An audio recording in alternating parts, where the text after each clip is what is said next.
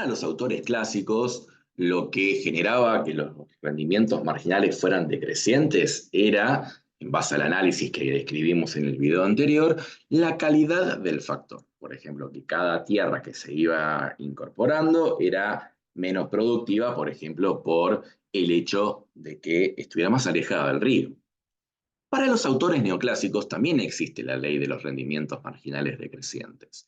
Sin embargo, no consideran que los factores de producción a medida que se van incorporando sean de peor calidad. No hay un análisis en el cual, por ejemplo, la segunda persona, la tercera persona es menos productiva que la anterior per se. Es otro el motivo que va a estar generando que los rendimientos marginales también sean decrecientes, como por ejemplo había relatado Ricardo. Y en este caso es la situación de que el factor capital está fijo. Es decir, para una determinada máquina se puede ir incorporando gente, pero al ir incorporando gente, en algún momento va a terminar siendo ociosa la cantidad de personas, por más que todas tengan las mismas habilidades a nivel personal. Vamos a ver entonces por qué ocurriría una situación como así. Habíamos hecho el análisis dentro de la fábrica, entonces que teníamos 2 personas en total trabajando y que suponíamos que al incorporar una tercera persona ya no se seguían generando el efecto positivo de la división del trabajo, sino que al incorporar una tercera persona quizás se mantiene el incremento en el nivel de producción, quizás de forma lineal. Es decir, si la segunda persona permitió producir 10 unidades adicionales, la tercera persona también lo hará. Quizás si incorporamos ya la cuarta persona, vamos a ver que inicia la ley de los rendimientos marginales decrecientes.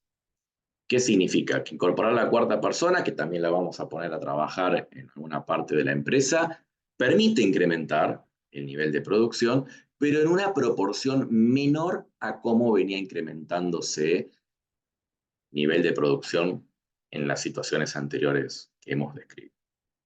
Fíjense que si incorporáramos, supongamos que hay 5 máquinas en total que pueden ser empleadas, podemos incorporar una quinta persona y al incorporar la quinta persona, imaginémonos que alcanzamos el máximo nivel de producción que se puede tener.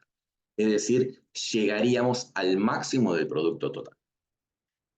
Ahora, ¿qué sucedería si para una determinada cantidad de capital, en este caso las máquinas que estamos viendo en la pantalla, qué pasaría si pusiéramos a una sexta persona a trabajar?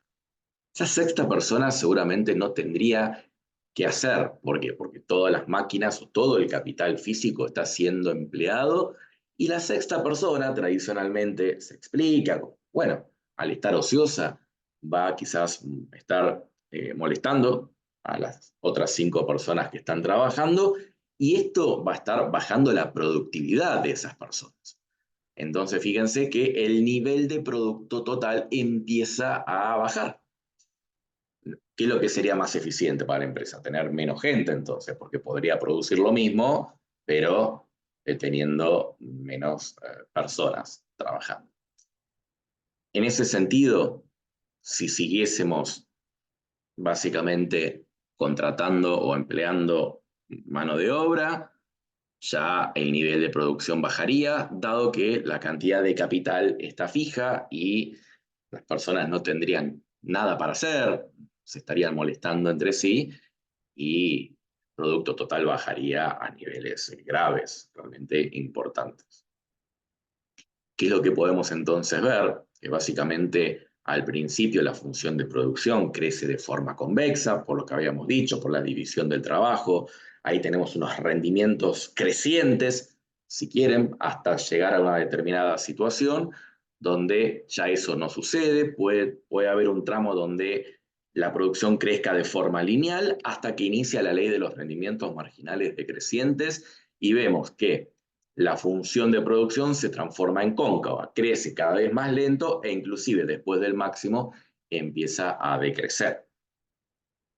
Como podemos ver, esta es la forma más habitual para representar al producto total a corto plazo. Es una función que depende únicamente de la mano de obra o se grafica que dependa únicamente de la mano de obra, porque el capital permanece constante, y en general lo que se utiliza en términos matemáticos veremos que es una función cúbica. ¿Qué nos muestra el producto total? El producto total nos estaría mostrando que, por ejemplo, si estamos empleando 3 personas, producir 3 unidades no sería óptimo, no sería eficiente. ¿Por qué? Porque se podrían estar produciendo lo mismo con una cantidad menor de personal, por ejemplo, con una persona. Eso sí sería técnicamente eficiente.